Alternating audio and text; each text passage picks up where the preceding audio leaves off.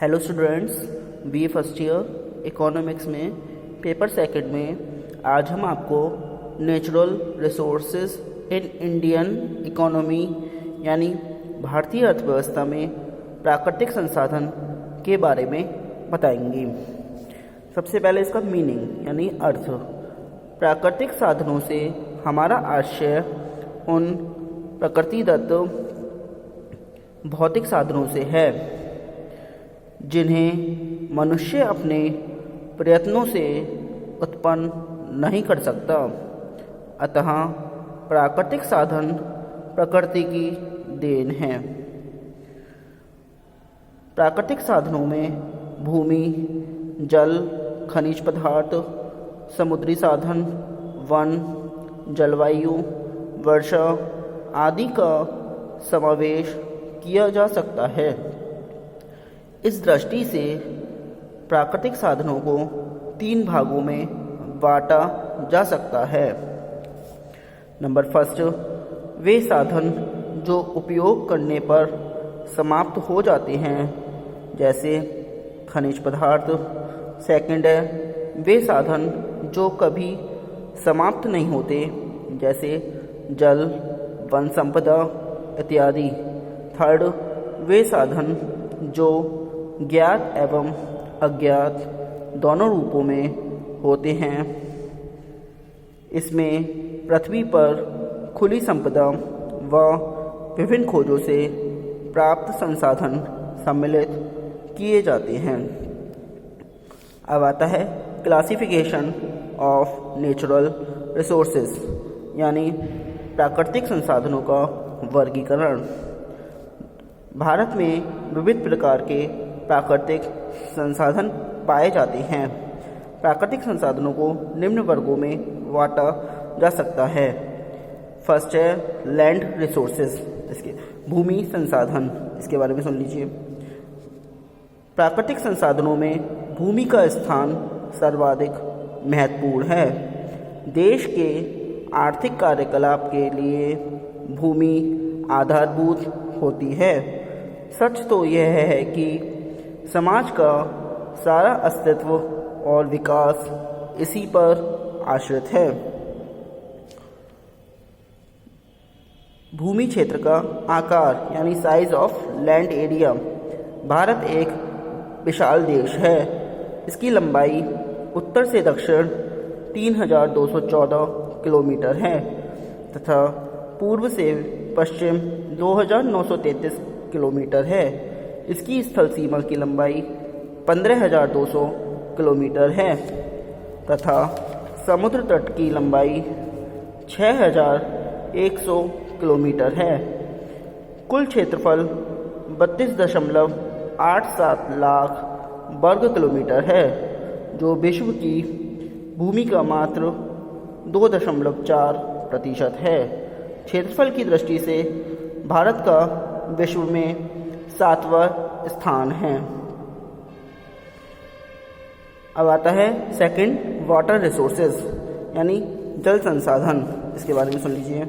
भारत में जल संसाधन सर्वाधिक महत्व का प्राकृतिक संसाधन है। जल संसाधनों की दृष्टि से भारत का विश्व में 3रा स्थान है। प्रथम व द्वितीय स्थान क्रमशः कनाडा व अमेरिका का है। अब आता है इम्पोर्टेंस ऑफ वाटर रिसोर्सेज यानी जल संसाधन का महत्व। भारत की तेजी से बढ़ती हुई जनसंख्या और देश के आर्थिक व सामाजिक विकास के संदर्भ में जल संसाधनों का बड़ा महत्व है। पीने के लिए जल की आवश्यकता तो होती ही है। कृषि, उद्योग, जहाजरानी आदि क्षेत्रों में भी जल संसाधनों का विशेष महत्व है। पीने के लिए जल के अतिरिक्त देश में जल का सबसे अधिक महत्व कृषि उत्पादन के लिए है। संक्षेप में जल संसाधनों के महत्व का वर्णन निम्नलिखित बिंदुओं के आधार पर किया जा सकता है। फर्स्ट पॉइंट है इम्पोर्टेंस फॉर एग्रीकल्चर यानी कृषि के लिए महत्व। देश में कृषि के लिए जल की उपलब्धि बड़ी सीमा तक वर्षा पर निर्भर है, लेकिन मानसून के अनिश्चित होने के कारण कृषि में सिंचाई के लिए पर्याप्त जल संसाधन का होना आवश्यक है। सेकंड पॉइंट है इम्पोर्टेंस फॉर पावर यानी शक्ति के लिए महत्व।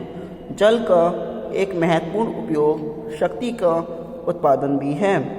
जल शक्ति उत्पादन अन्य शक्ति उत्पादन स्रोतों की तुलना में सस्ता होता है।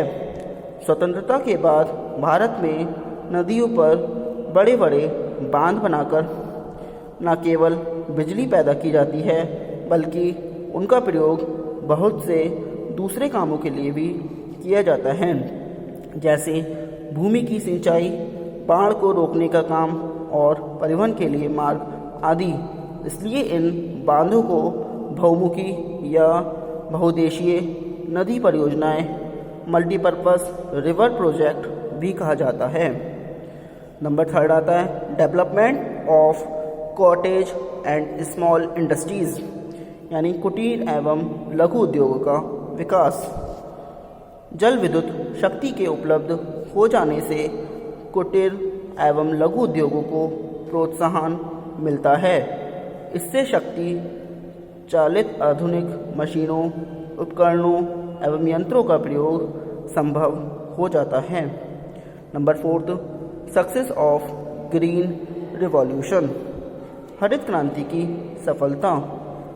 भारत पहली हरित क्रांति की सफलता के बाद वर्तमान में दूसरी हरित क्रांति के दौर से गुजर रहा है, जिसमें गहन खेती, बहुफसली खेती, उत्पादकता वृद्धि आदि के कार्यक्रम अपनाए गए हैं। इन सभी कार्यक्रमों की सफलता के लिए जल संसाधनों का समुचित विकास एवं सदुपयोग आवश्यक है।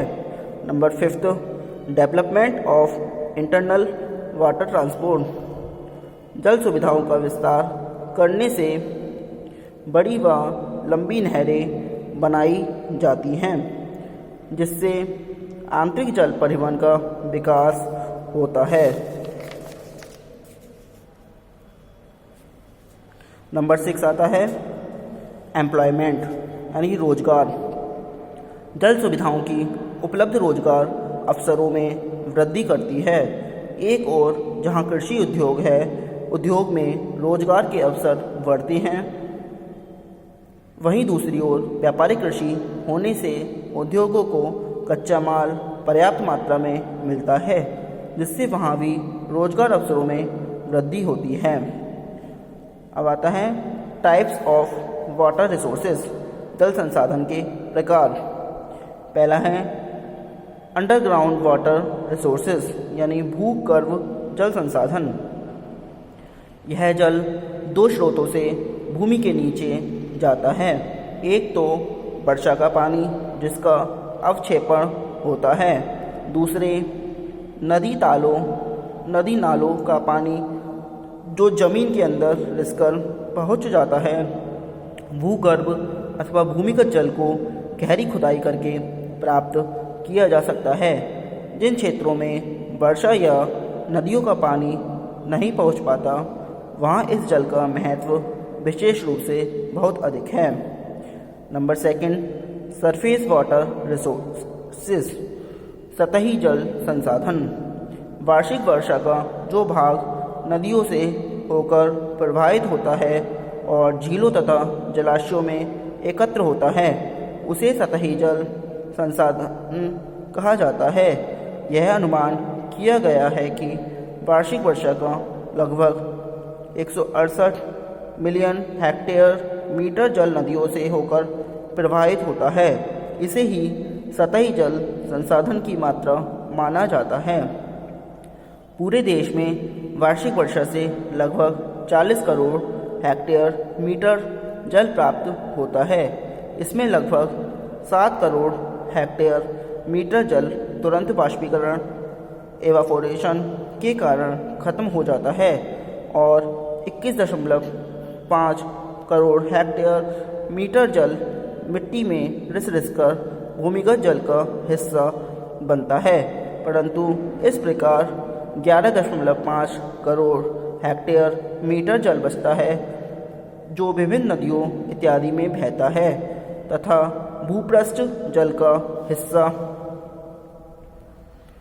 बनता है। 1974 में भूपृष्ठ जल का उपयोग लगभग 2.5 करोड़ हेक्टेयर मीटर आका गया था। संभावना है कि वर्ष 2005 तक बढ़कर यह 7.0 करोड़ हेक्टेयर मीटर हो जाएगा।